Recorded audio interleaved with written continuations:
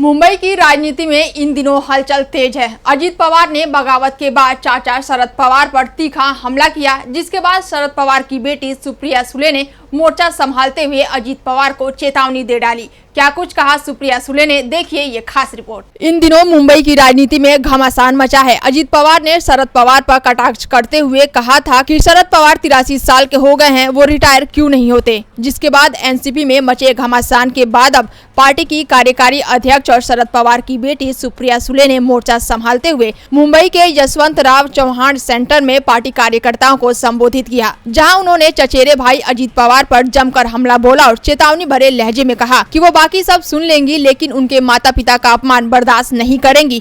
ये लड़ाई एक व्यक्ति के खिलाफ नहीं बल्कि बीजेपी के खिलाफ है, जो देश की सबसे भ्रष्ट पार्टी है। जो लोग कहते हैं कि शरद पवार बूढ़े हो गए हैं, इसीलिए उनको सिर्फ आशीर्वाद देना चाहिए, तो जम्मू कश्मीर के फारूक अब्दुल्ला शरद पवार से 3 साल और रतन टाटा 4 साल बड़े हैं। सुप्रिया सुले ने बीजेपी पर हमला बोलते हुए कहा कि बीजेपी के नेता कहते हैं कि ना खाऊंगा और ना खाने दूंगा, लेकिन जब जरूरत पड़ी तो पार्टी को ही पूरा खा जाऊंगा। मैं दिखाऊंगी, आज के बाद महाराष्ट्र में आपको कुछ खाने नहीं दूंगी।